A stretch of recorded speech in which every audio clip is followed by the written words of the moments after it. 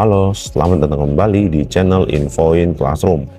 Di part sebelumnya, kita sudah membahas di mana Ainokoji memulai ujian ditemani Nanase.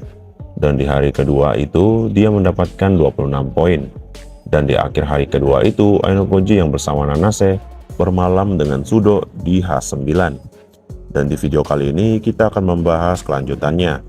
Sebelum mulai, bagi kalian yang belum subscribe, bisa bantu support dengan memencet tombol subscribe dan like. Dan bagi kalian yang udah subscribe, Mimin ucapkan terima kasih. Gak pakai lama, langsung aja ke storytellingnya. Setelah Ainokoji mengalami malam yang penuh pelajaran, saat ini pagi hari pukul 6. Ainokoji berada di dalam tenda mendengar suara dari luar. Ainokoji senpai, apa senpai sudah bangun? Mendengar itu, Ainokoji menjawab dengan berkata, "Tunggu sebentar, aku akan keluar." Setelah Ainokoji keluar tenda untuk menjawab panggilan Nanase yang berkunjung, "Maaf, pagi-pagi sekali," kata Nanase yang berada di depan tenda Ainokoji. "Tidak apa-apa, karena aku sudah bangun. Aku harus beres-beres juga sebelum berangkat." "Ada apa?" Saat Ainokoji bertanya seperti itu, Nanase melihat ke arah sekitar tenda lalu berbisik setelah memastikan bahwa belum ada yang bangun. Nanase pun berkata, "Tentang Ike senpai, kemarin kurasa aku terlalu banyak bicara." "Ya, daripada terlalu banyak bicara, lebih terasa seperti kau mengatakannya dengan jelas," jawab Ainokoji, yang sebelumnya menilai Nanase tidak berlebihan. Tapi saat ini yang Ainokoji lihat, Nanase tampak masih merenungkannya. Lalu Ainokoji berkata, Nanase, Ike pulih kembali." "Tidak, harus kukatakan dia terbuka kembali. Kurasa dia bersyukur untuk itu." "Senpai pikir begitu?" tanya Nanase. Mendengar itu, Ainokoji langsung mengangguk. Tapi Ainokoji melihat Nanase tampak belum yakin. Lalu Nanase berkata, "Aku seperti merasa kalau Ike senpai akan dalam bahaya. Aku bertanya-tanya apakah pembicaraan kemarin sebaliknya akan menjadi bencana dan dia akan melakukan sesuatu yang nekat.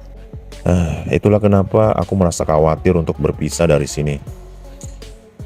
Aku tidak tahu bagaimana perasaannya, tapi mengatakan itu Ainokoji berhenti dan berpikir dalam hatinya. Ainokoji setuju pada Nanase yang khawatir tentang kondisi mental Ike. Tapi Ainokoji menilai ada resiko besar yang akan menyertainya saat menemani grup Sudo. Ainokoji dan Ike memiliki tabel yang sama sekali berbeda. Dan tidak ada cara untuk memprediksi di mana area yang ditunjuk akan berbeda. Bergantung pada area selanjutnya, Ainokoji dan Ike mungkin harus bergerak ke arah yang sama sekali berbeda. Memikirkan itu, Ainokoji bertanya-tanya dalam pikirannya, apakah usulan Nanase alami atau ada sesuatu yang dibuat-buat? Jika benar ada, sederhananya apa agar tidak membiarkannya menuju area yang ditunjuk? Bertanya seperti itu di dalam hatinya, Ainokoji langsung membantahnya dalam hatinya. Tidak, itu terlalu lemah untuk dijadikan tipu muslihat. Ia tidak bisa mengabaikan pendekatan yang akan mengganggunya dengan cara apapun. Melihat Ainokoji yang terdiam, Nanase pun berkata, "Tidak bisa. Ya, sudah kuduga. Hampir tidak mungkin untuk berkumpul jika kita terpisah." Setelah Ainokoji dan Nanase mengobrol, Ainokoji beres-beres dan sarapan untuk menunggu area yang akan ditunjuk. Area yang ditunjuk pertama akan diumumkan pada pukul 7 pagi. Tidak lama ketika pukul 7, Ainokoji mendapatkan notifikasi area yang ditunjuk adalah H7, sedangkan kelompok Sudo I8. Sudo yang mengetahui arah perjalanannya searah hingga setengah jalan, ia mengajak Ainokoji berangkat bareng. Mendengar itu, sebenarnya Ainokoji ingin mengambil poin peringkat kedatangan di H7, tapi karena situasinya saat ini tidak bisa meninggalkan grup Sudo, Ainokoji memutuskan untuk berangkat bareng dengan Sudo. Mereka pun berjalan ke lokasi yang ditentukan. Dan di perjalanan itu dipimpin oleh Ike. Dan beberapa saat di perjalanan, Nanase memperhatikan Ainokoji dan berkata, "Ainokoji senpai, sepertinya tidak terlalu merasa senang. Soalnya ekspresi senpai kaku. Mendengar itu, Ainokoji menjawab, "Biasa aja kok." "Benarkah begitu?" tanya Nanase.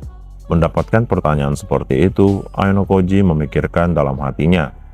Ainokoji membenarkan perkataan Nanase, kalau dia memang sedang memikirkan tentang area yang ditunjuk.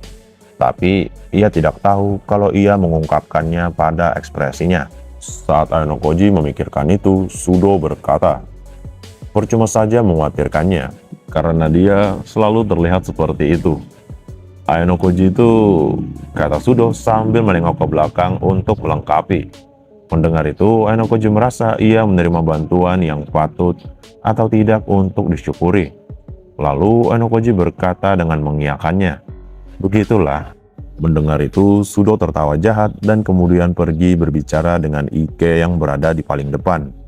Setelah itu, Nanase yang melihat Sudo telah pergi ke grupnya berbicara pada Ainokoji. "Sudah kuduga, Ainokoji Senpai juga. Bukankah ada sesuatu yang Senpai pikirkan tentang Ike Senpai?" kata Nanase yang bertanya pada Ainokoji.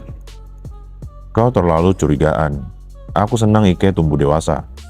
"Sejujurnya aku tidak mengerti apa yang dimaksud Nanase tentang berbahaya itu," kata Ainokoji dengan santai. "Begitu ya." Mengatakan itu kepada Nanase karena Ainokoji menilai bahwa percakapan dengan Nanase mungkin akan didengar dengan buruk oleh Sudo dan Ike. Jadi Ainokoji berinisiatif untuk berhenti membicarakan hal ini. Dan saat ini, tepat sebelum pukul 9 pagi, mereka semua berada di tenggara di I8. Di area I8, mereka semua melewati jalan yang terjal. Tapi Nanase, yang satu-satunya perempuan di perjalanan itu, terlihat tidak terganggu sama sekali. Melihat itu, Ainokoji merasa Nanase bisa mengikutinya tanpa masalah meski ia mempercepat langkahnya. Begitupun Sudo yang selama ini bergerak bersamanya. Setelah itu, Ainokoji dan grup Sudo berpisah. Saat ini, Ainokoji segera menuju tugas yang muncul di I9. Alasan Ainokoji ke I9 terlebih dahulu, Ainokoji bisa pindah ke area J9 dalam waktu yang kurang dari beberapa menit. Dan saat ini, 3 menit sebelum tengah waktu, Ainokoji dan Nanase sampai di area J9. Sesampainya Ainokoji dan Nanase duduk di tanah untuk beristirahat. Mereka menunggu untuk pengumuman area kedua yang ditunjuk. Nanase yang duduk di dekat Ainokoji melihat ke layar yang akan tiba pukul 9 pagi. Dan dalam beberapa detik kemudian, Nanase langsung berkata, "Senpai." Mengatakan itu, Nanase mengangkat wajahnya setelah memastikan area yang ditunjuk. Pergerakan area selanjutnya adalah J5. Melihat itu, Ainokoji merasa agak sulit untuk melewati hutan. Tapi Ainokoji berpikir ia bisa pergi ke timur menuju laut dan kemudian ke utara menuju pantai berpasir. Setelah memikirkan itu, tanpa berkata-kata, Ainokoji langsung melanjutkan perjalanan. Ainokoji memutuskan untuk mengambil perjalanan menuju pantai. Dan dalam waktu kurang dari 20 menit, Ainokoji dan Nanase tiba di pantai dari timur laut I8. Lalu mereka melanjutkan perjalanan di pantai berpasir yang berada di J6. Di J6 itu Ainokoji bertemu dengan para orang dewasa yang sibuk mempersiapkan sesuatu. Melihat itu, Ainokoji melewati sambil melihat ke samping. Dan ia membuka tablet untuk menemukan tugas yang muncul. "Pertarungan bendera pantai ya?" kata Ainokoji yang melihat tugas di tabletnya. Melihat itu, Ainokoji menilai bahwa ini adalah tugas yang cocok untuk pantai. Dan tugas ini adalah olahraga yang dirancang untuk melatih refleks. Peraturan yang tertulis dalam tugas itu adalah 8 laki-laki dan 8 perempuan akan direkrut untuk berpartisipasi sendirian. Hadiahnya adalah 6 poin, hanya untuk 4 pertama.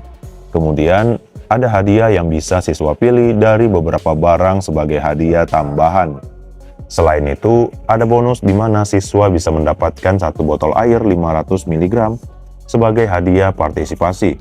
Di sini, Ainokoji mengabaikan tugas dan terus bergerak maju, memberikan prioritas untuk mencapai area yang ditunjuk. Alasannya perlu waktu 60 menit sampai waktu tugas dimulai. Jika ia ikut serta sekarang, Ainokoji akan terjebak di tempat, dan dia akan meninggalkan kemungkinan mendapatkan hadiah utama kedatangan yang ditunjuk area yaitu J5. Kemudian beberapa saat Ainokoji berjalan meninggalkan J6. Sinyal datang ke jam Ainokoji di saat ia sudah menginjakkan kaki di area J5. Melihat itu, Nanase berkata, "Kamu berhasil, Senpai." Di sini butuh waktu sekitar 1 jam untuk Ainokoji dan Nanase mencapai J5. Ainokoji dengan beruntung mendapatkan peringkat pertama dan juga Nanase yang ikut bersama Ainokoji mendapatkan 1 poin bonus kedatangan. Itu karena Nanase melakukan ujian ini dengan grup. Selanjutnya setelah itu, Ainokoji berniat ambil bagian dalam tugas bendera yang sebelum ia lewatkan di J6. Ainokoji dan Nanase pun bertujuan untuk kembali ke area J6 dan berpartisipasi dalam tugas untuk mengumpulkan lebih banyak poin. Tapi setelah sampai di J6, Ainokoji melihat perkembangan yang tidak terduga terjadi di sini. Banyak pria dan wanita yang sudah mengantri untuk tugas bendera pantai. Sebelum saat Ainokoji melewati J6, tidak ada seorang pun yang berpartisipasi dalam tugas bendera. Melihat itu, Ainokoji bertanya-tanya, apakah sejumlah orang itu terkumpul dalam waktu sesingkat itu?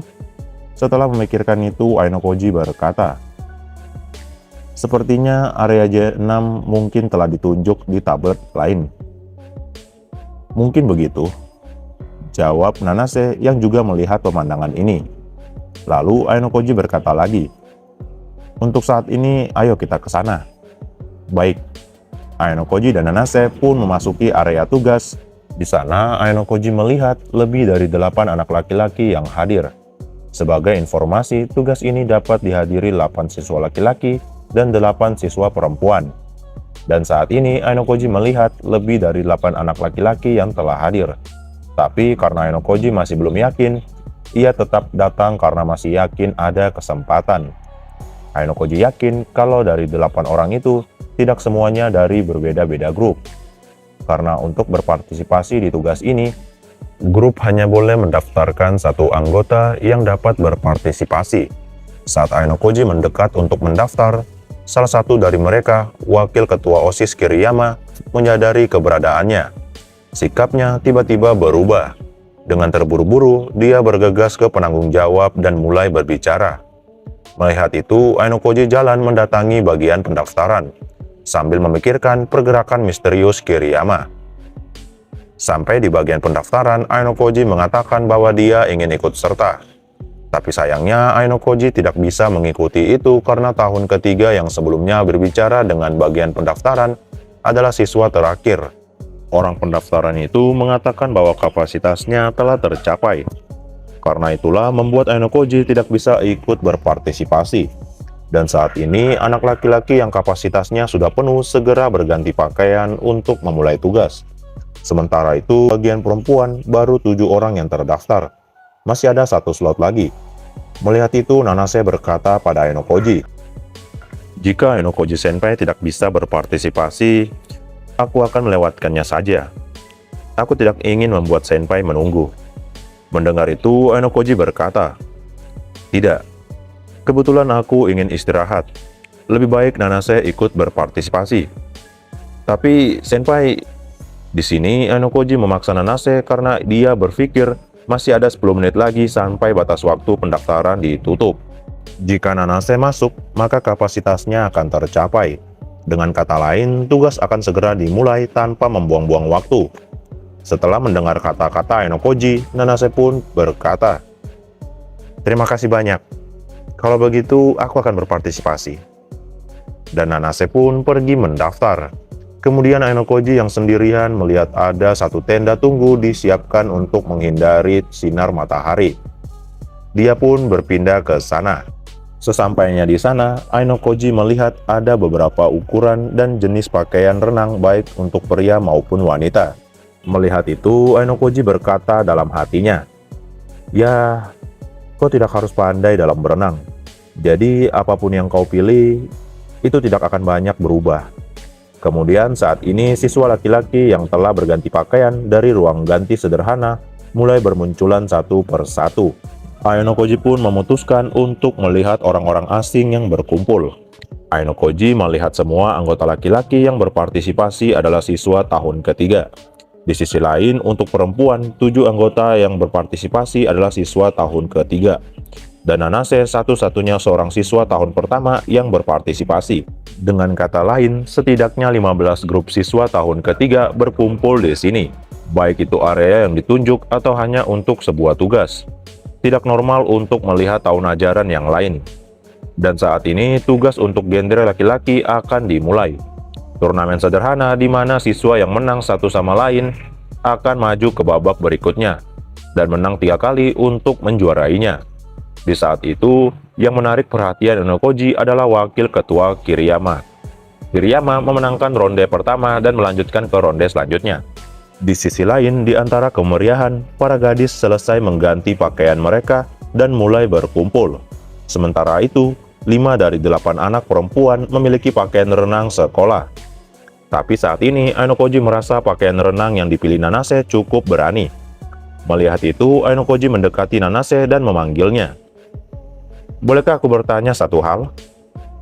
Iya," jawab Nanase yang mulai melakukan pergerakan pemanasan dengan bikini sambil menatap Ainokoji dengan wajah penasaran.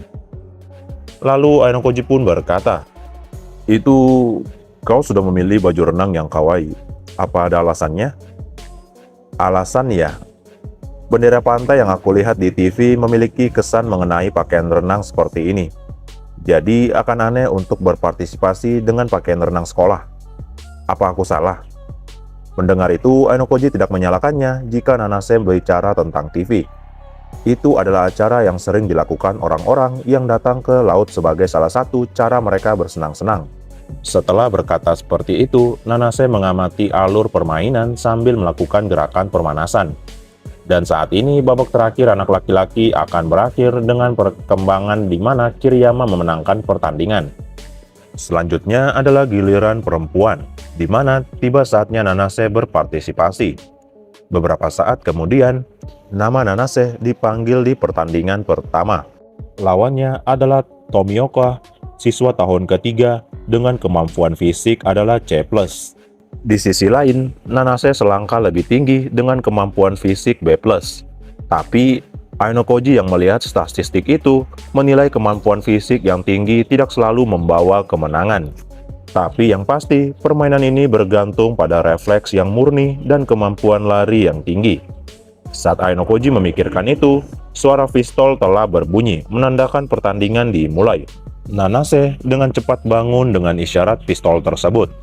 Dia menghentakkan kakinya ke pasir dan langsung melompat ke bendera.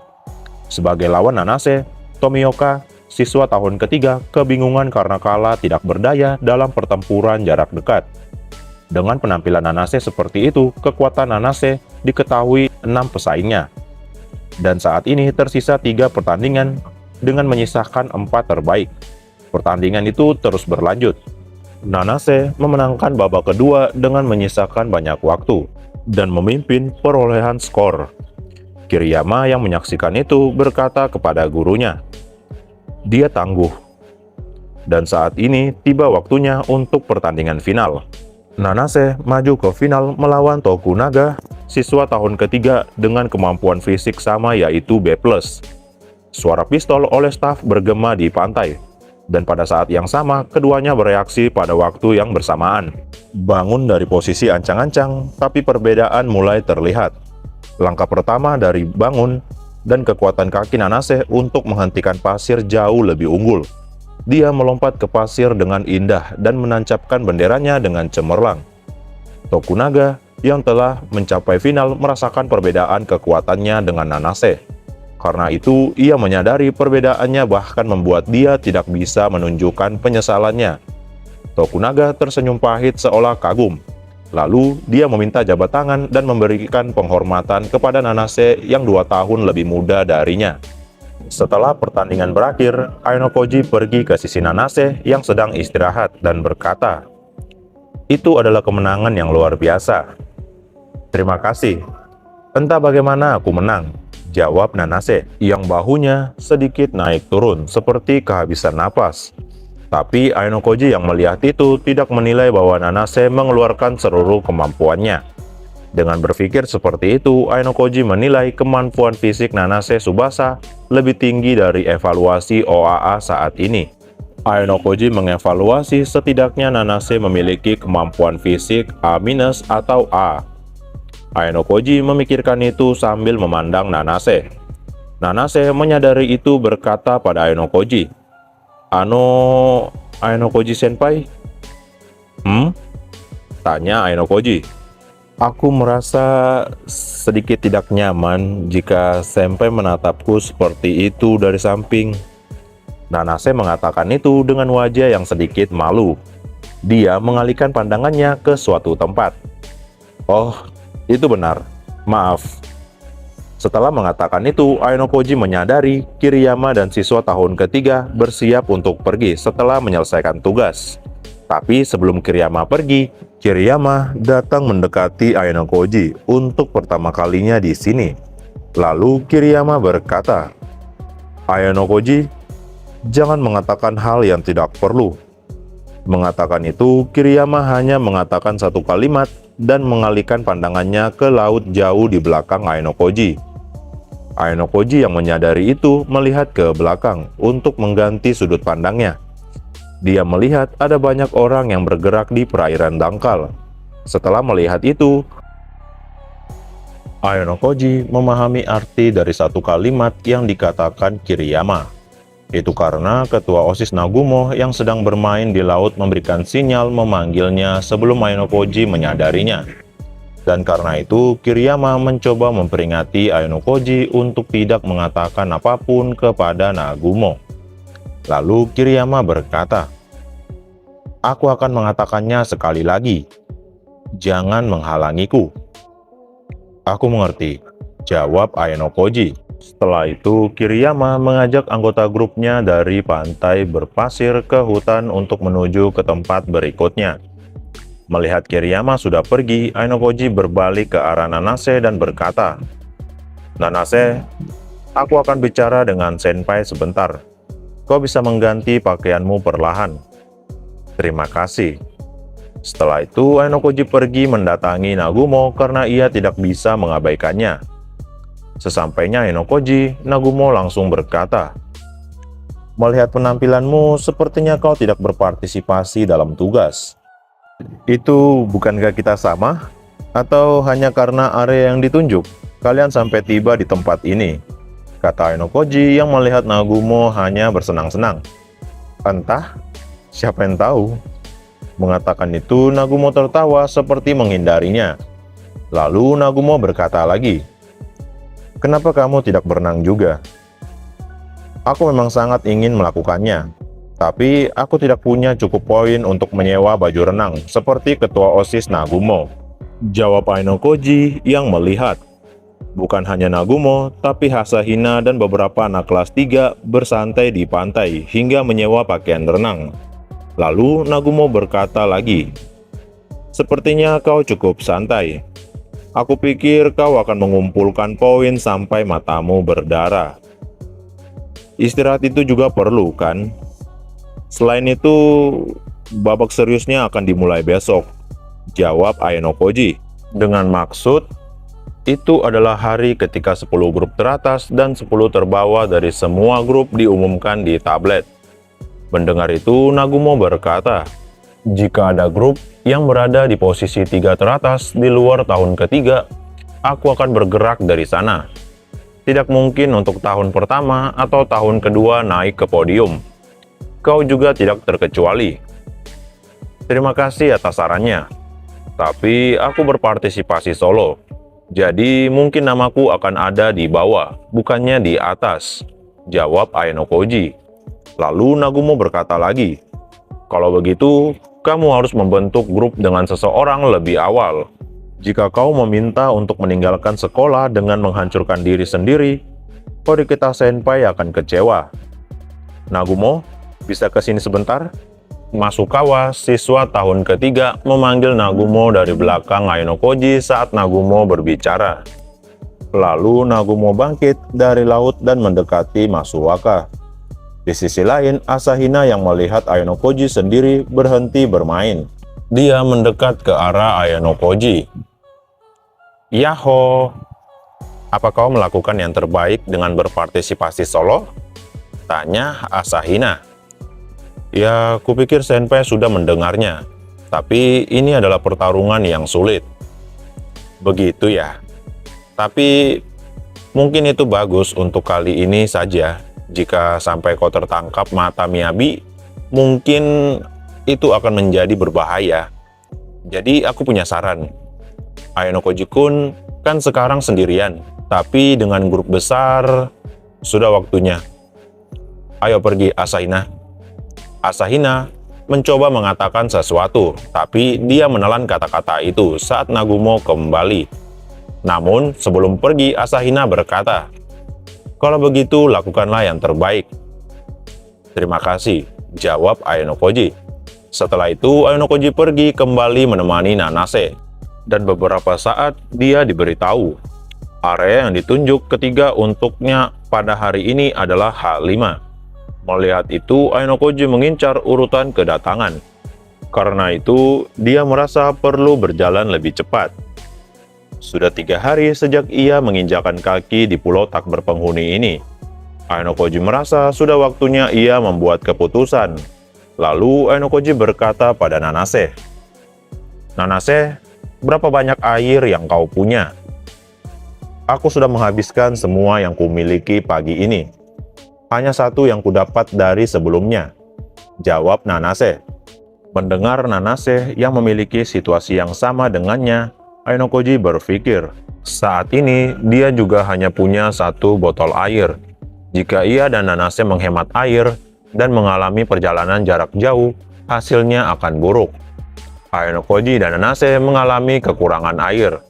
Ayano-koji berpikir jika ia sendirian, Ayano-koji merasa bisa mengamankan 4 area yang ditunjuk di siang hari dan menyelesaikan tugas di waktu luang, dan bisa mengisi ulang cairan tubuh dari hasil menyelesaikan tugas. Tapi saat ini ia bersama Nanase, dan jika Ayano-koji mencoba menjelaskan rencana ini, Ayano-koji berpikir Nanase akan memaksa untuk ikut. Dan itu akan memiliki resiko Nanase akan mundur jika dia jatuh sakit. Tapi Ayano-koji berpikir ia tidak perlu khawatir kepada Kohai-nya, yang merupakan musuhnya. Dan Ayano-koji memutuskan untuk terus berjalan menuju tujuannya. Saat Ayano-koji berjalan sambil memikirkan itu, Nanase berkata pada Ayano-koji, "Ayano-koji senpai, kenapa senpai memutuskan untuk bertarung sendirian?" tanya Nanase.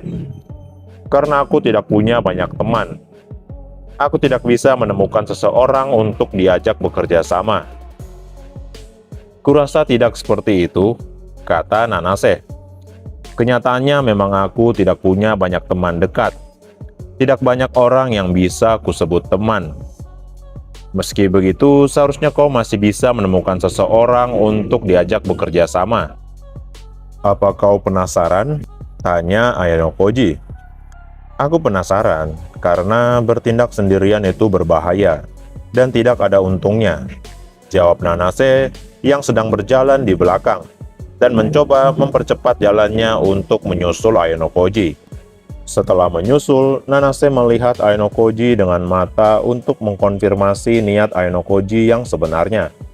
Lalu Nanase berkata, "Gerakan Ayano-koji senpai di hadapan Hosen itu berbeda dari siswa SMA biasa. Jika kau bisa mengerti itu, Nanase juga bukan siswa SMA biasa," jawab Ayano-koji dengan cepat. Nanase yang mendengarkan itu tersenyum, dengan senyuman pahit seolah sedang dalam masalah. Kemudian ia menggaruk pipinya dengan lembut, dan bergumam sedikit, "Itu memang benar." Lalu keduanya mengobrol tentang mengapa Ayano-koji melakukan ujian khusus ini sebagai solo player. Di tengah obrolan itu Nanase berkata, itu benar. Sepertinya Ayano-koji senpai itu sedikit buruk dalam berbicara. Apa senpai sudah lama seperti ini?" tanya Nanase. Bukankah kepribadian seperti ini hampir selalu sama? Kurasa tidak begitu. Terkadang orang yang suram bisa menjadi orang yang ceria, dan orang yang ceria bisa menjadi orang yang suram, kan? Kata Nanase. Ainokoji mengatakan itu karena ia tidak tahu harus berkata apa. Lalu Ainokoji berkata lagi, rasanya sulit untuk mendengarkan bahwa orang yang suram sepertiku menjadi ceria. Tapi meski sulit, jika senpai menjadi ceria itu adalah sesuatu yang luar biasa. Tentunya. Jawab Ainokoji yang berpikir bahkan jika dia tiba-tiba disuruh menjadi karakter yang ceria, dia tidak yakin bisa melakukannya. Lalu Ainokoji berkata lagi, itu mustahil untukku. Apakah ada yang berubah dari Nanase sejak SMP? Mengatakan itu, Ainokoji ingin mencari tahu tentang hari-hari SMP Nanase. Itu karena jika dia adalah siswa White Room, Nanase tidak mungkin masuk SMP. Nanase yang ditanya seperti itu menunjukkan gestur sedikit berpikir, lalu berkata, entahlah, kupikir aku tidak berubah sejak dahulu, tapi mungkin aku sudah sedikit berubah. Mendengar itu, Ainokoji menilai ada beberapa faktor yang membuat Nanase berpikir bahwa dia telah berubah walaupun hanya sedikit. Lalu Ainokoji berkata, seperti apa itu? Sebelumnya, aku merasa seperti lebih sering tertawa.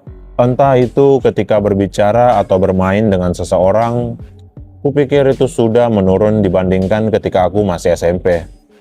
Mendengar itu, Ainokoji berkata di dalam hatinya, apakah ini dibuat-buat atau apakah itu kenyataan? Lalu Nanase berkata lagi, aku telah mengubah diriku sendiri karena ada peristiwa yang membuatku merasa seperti itu. Mendengar itu, Ainokoji penasaran dengan peristiwa Nanase yang membuatnya berubah. Tapi Ainokoji tidak ingin melanjutkannya untuk bertanya. Alasannya, Ainokoji merasa Nanase seolah-olah bertujuan untuk memandu cerita ini. Kemudian, waktu pun berlalu. Dan saat ini, jam 2 kurang 5 menit. Dalam waktu kurang dari 1 jam, Ainokoji dan Nanase sampai di area yang ditunjuk di H5. Di sini, Ainokoji mendapatkan 1 poin kedatangan seperti dugaannya. Tapi menurutnya, ini adalah langkah penting karena ia memiliki 1 jam waktu luang. Ainokoji ingin menyelesaikan tugas. Lalu Ainokoji memanggil Nanase yang duduk dan sedang minum. Apa kamu masih bisa berjalan? Ya. Melihat kondisi dan jawaban Nanase, Ainokoji nyarani Nanase untuk istirahat di H5. Di sini, Nanase sedikit menolak. Tapi Ainokoji bilang kalau itu demi kebaikan Nanase, agar bisa mengikutinya di tugas selanjutnya. Nanase pun akhirnya menuruti Ainokoji. Lalu Ainokoji pun berlari ke tugas akademik sejarah. Tugas tersebut memberikan 5 poin untuk peringkat pertama.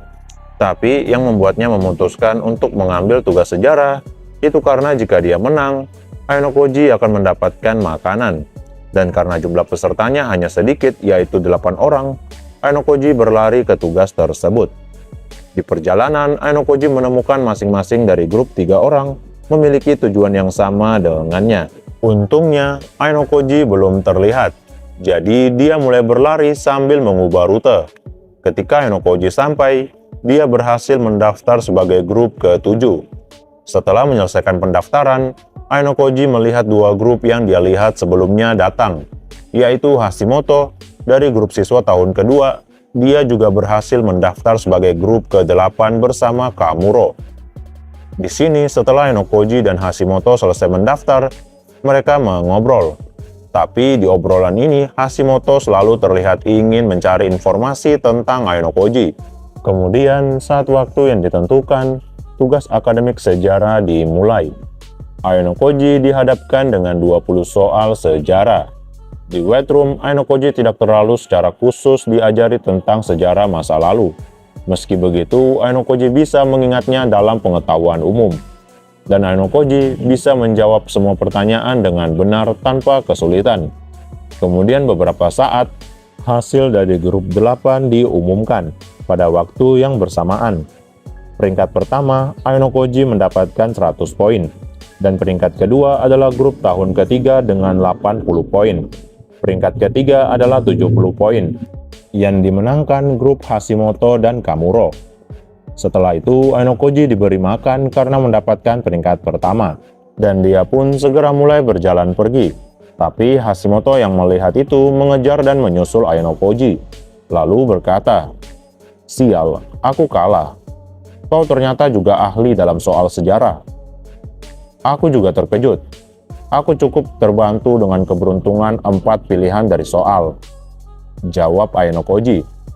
Jika hanya keberuntungan sih itu melegakan, tapi kau ternyata tidak. Itu sulit dipercaya, kata Hashimoto.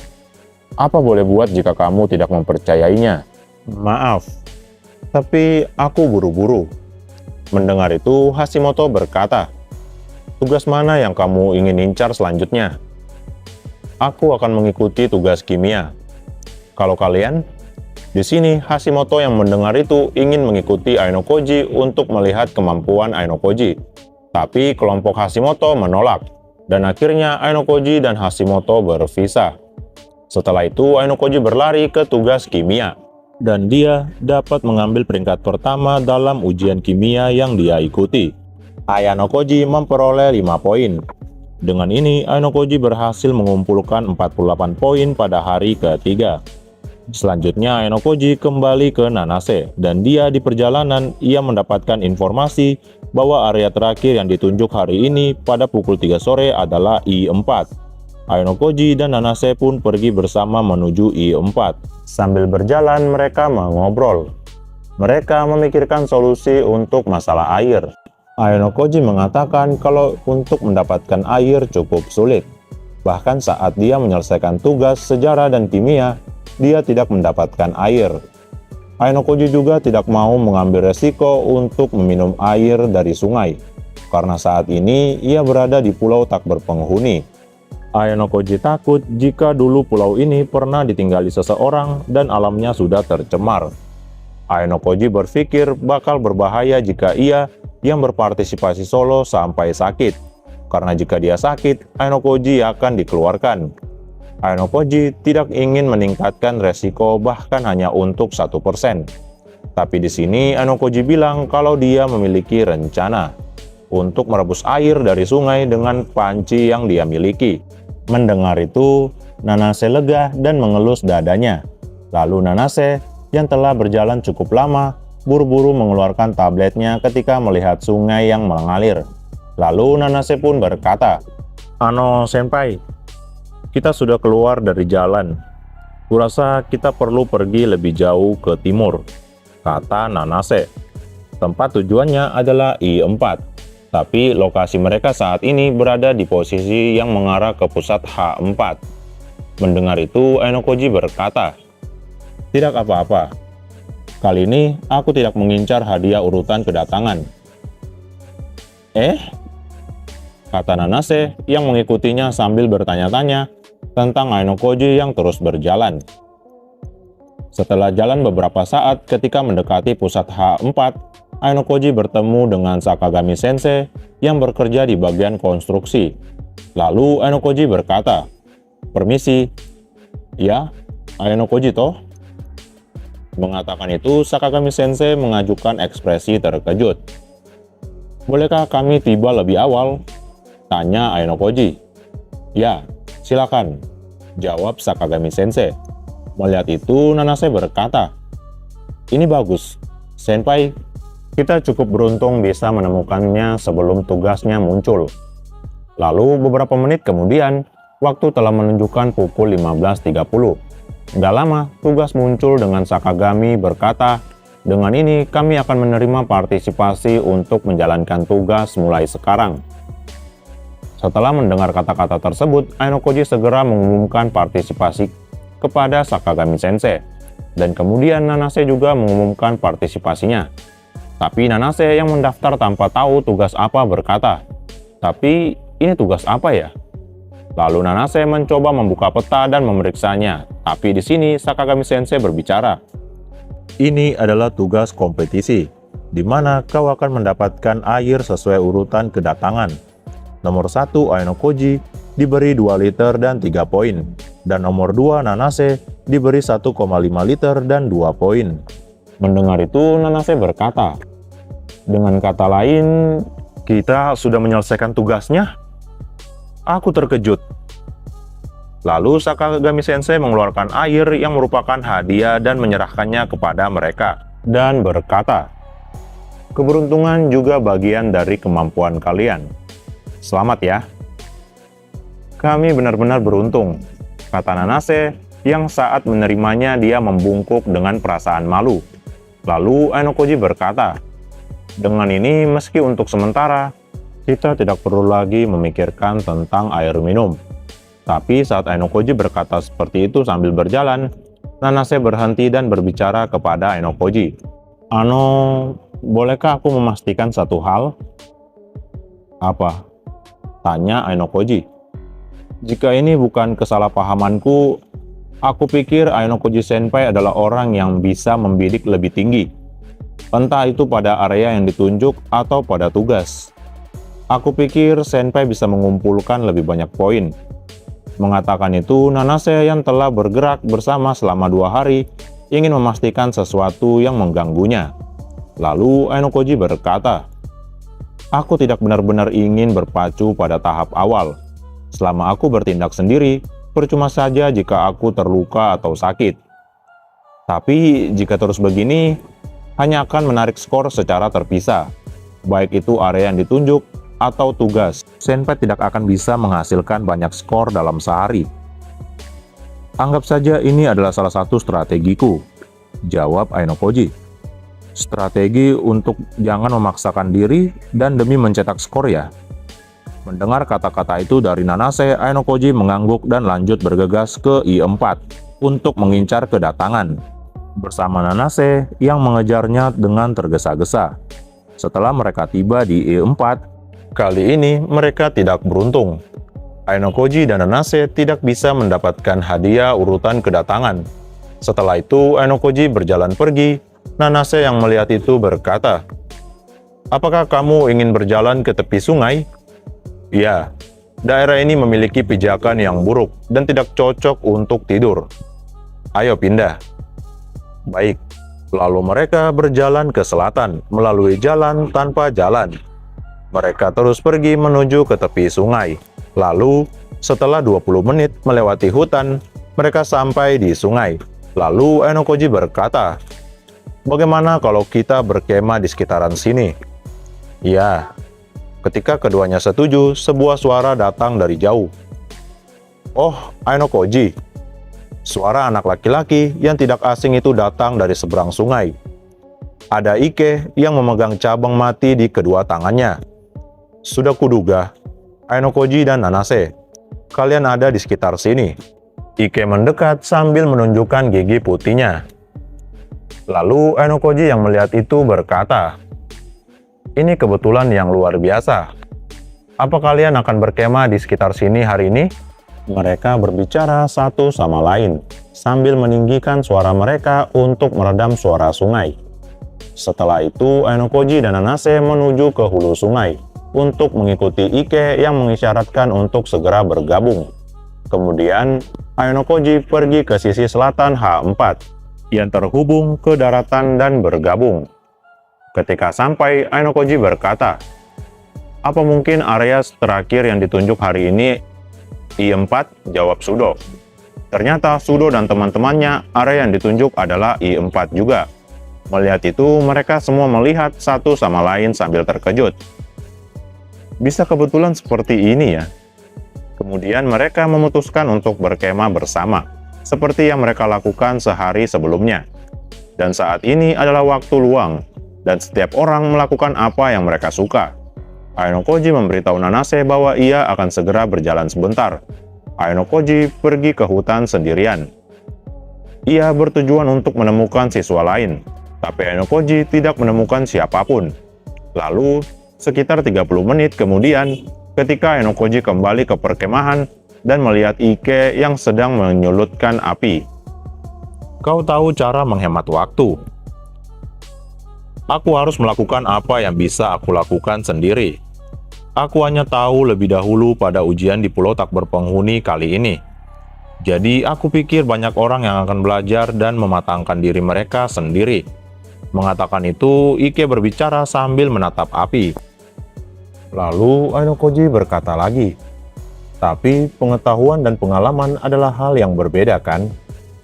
Jika aku bisa melakukannya, aku seharusnya tidak akan mengalami kesulitan." Saat Ainokoji dan Ike mengobrol seperti itu, Nanase yang datang dari hutan berkata, "Ternyata kamu di sini, Ainokoji Senpai."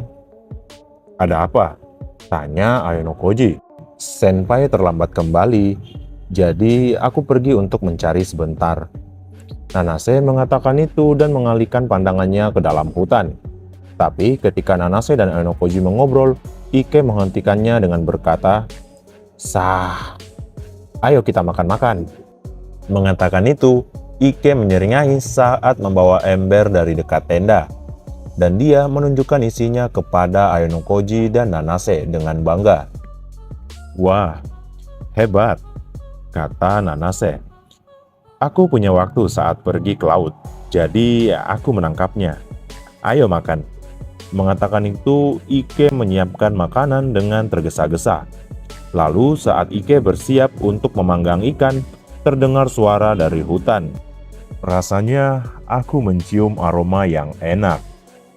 Mereka bertemu dengan grup yang tertangkap oleh aroma itu. Gadis yang sedang berjalan di tempat kedua secara tidak sengaja mengeluarkan suara ketika matanya bertemu dengan Ainokoji. Lalu di belakang gadis tadi itu berkata padanya, "Ada apa, Karuzawa?" Ya, hanya saja aku pikir mereka sedang memanggang ikan," kata Kei yang mengatakan itu untuk menutupi kekejutannya ketika bertemu dengan Ainokoji secara kebetulan. Di hari ketiga, pertama kalinya Ainokoji bertemu Kei. Tapi saat ini Ainokoji melihat Kei baik-baik saja sejauh ini.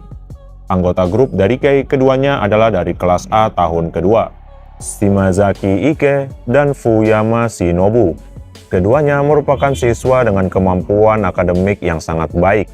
Lalu, Kei yang melihat Ainokoji berkemah di sini berkata kepada grupnya, "Hei, kenapa kita tidak berkemah di sini juga? Ike-kun sepertinya akan menraktir kita." Ike yang mendengar itu berkata dengan kencang, "Hah? Kenapa aku harus menraktirmu? Apa salahnya sih? Toh nggak ada yang berkurang," kata Kei. "Kalau kau ikut makan, tentu saja berkurang." "Tidak boleh," kata Kei yang memang dari awal membenci Kei. Dan saat ini dia menolak dengan terang-terangan.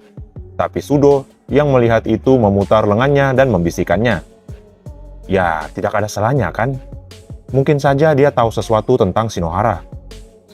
Ike yang mendengar kata-kata itu tidak punya pilihan lain selain tutup mulut. Jika saat ini Kei yang dekat dengan Shinohara bergabung untuk berkemah, Ike akan mendapatkan informasi tentang Shinohara jika Kei pernah melihatnya. Lalu Ike berkata, Apa boleh buat? Kalau sudah begini, aku akan menyiapkan 3 ikan tambahan." "Serius? Beruntungnya."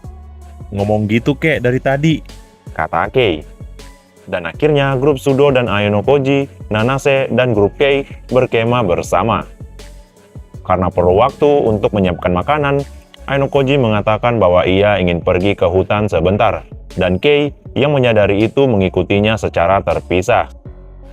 Di dalam hutan itu, Ainokoji menemukan pohon besar dan keduanya bertemu di sana. Mereka menyandarkan punggung dan duduk di sana. Di sana, Ainokoji dan Kei mengobrol. Tentunya Ainokoji juga mengecek kondisi grup Kei. Ainokoji melihat grup Kei telah mendapatkan 37 poin dalam 3 hari. Melihat itu, Ainokoji berkata pada Kei, "Ngomong-ngomong, apakah ada yang berubah dalam beberapa hari terakhir ini?" "Soal itu yang dikatakan Kiyotaka, kan?" "Ya, aku rasa tidak ada hal khusus yang terjadi," jawab Kei. Jadi sebelum ujian khusus dimulai, Ainokoji meminta Kei untuk mencatat semua orang yang berhubungan dengannya. Ainokoji berpikir ada kemungkinan siswa White Room melakukan kontak dengan Kei.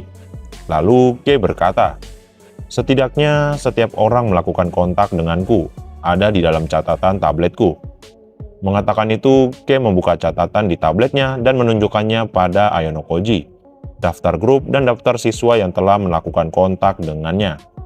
Kebanyakan siswa tahun kedua, tidak ada kontak dengan tahun ketiga atau pertama.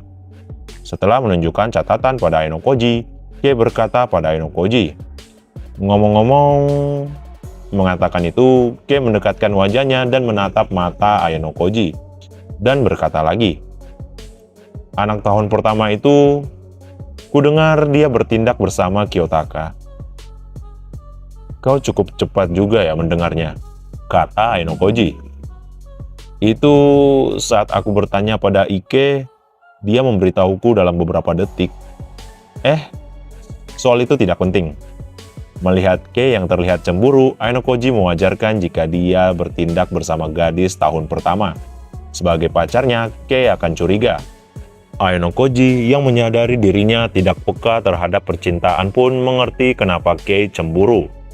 Oleh karena itu, Ainokoji berpikir tidak peduli alasan buruk apa yang diberikan, tidak mungkin bagi Kei untuk menerima alasannya. Yang jelas, Ainokoji menyadari Kei sangat tidak senang dan cemas tentang fakta bahwa dia bertindak bersama seorang gadis. Setelah memikirkan itu, Ainokoji meremas tangan Kei sedikit kuat dan mendekati wajahnya, lalu berkata, "Apa kamu cemas saat aku menghabiskan waktu sendirian dengan gadis lain?" Tunggu, apaan sih? Siapa juga yang cemas? Cemas, tentu saja aku cemas. Mengatakan itu, sifat tsundere Kei keluar, tapi dia segera mengakuinya dengan jujur. Lalu Ainokoji berkata, "Aku hanya tak mau bertindak dengan Nanase agar bisa melewati ujian khusus dengan baik." "Benarkah?" tanya Kei. "Ya, tidak ada yang perlu dikatakan lagi. Tidak ada perasaan lain selain itu," jawab Ainokoji. "Aku percaya sih. Tapi saat aku dengar kalau kamu menghabiskan waktu dengan seorang gadis, aku tidak suka." Melihat Kei yang mengatakan itu dan menunjukkan ekspresi yang tidak senang karena mengetahui pacarnya berduaan dengan lawan jenis di ujian khusus, Ainokoji memanggil Kei yang sedikit memejamkan bibirnya sambil menatapnya. "Kei." Mengatakan itu, Ainokoji mendekatkan wajahnya lalu menempelkan bibirnya pada bibir Kei untuk mendorong bagian tajam dari bibir Kei yang sedang ia lakukan. Ainokoji merasakan sensasi bibir dari lawan jenis yang pertama kali dia kenal, dan ternyata jauh lebih lembut dari yang ia bayangkan. Dan Kei yang belum mengerti situasinya membocorkan suara yang terdengar agak bodoh. Tunggu, tadi itu ciuman?" Kata Kei yang kaget bahwa ia telah melakukan ciuman bersama Ainokoji. Lalu Ainokoji mengatakan kata-kata yang bertujuan meyakinkan Kei. "Percayalah dan tunggu aku." Mendengar itu, Kei berkali-kali menganggukkan kepalanya seperti boneka. Alasan Ainokoji melakukan itu agar kecemasan Kei tentang dia yang bertindak dengan Nanase hilang dengan menanamkan ingatan yang lebih kuat. Dengan begitu, Kei tidak akan terus kepikiran dalam ujian ini. Setelah itu, Ainokoji berkata, "Akan mencurigakan jika kita berdua menghilang terlalu lama. Lebih baik kita segera kembali." Mengatakan itu, Ainokoji memutuskan untuk kembali bersama Kei yang terpana. Sampai di sini dulu video part keempat dari light novel Classroom of the Elite, volume 3 tahun kedua. Jika kalian suka, kalian bisa support Mimin dengan like, komen, dan subscribe. Dan sampai jumpa di video selanjutnya.